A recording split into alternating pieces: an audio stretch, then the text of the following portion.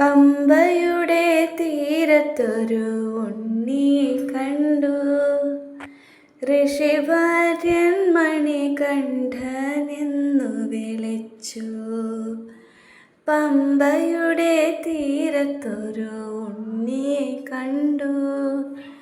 ഋഷിവര്യൻ മണികണ്ഠനെന്നു വിളിച്ചു.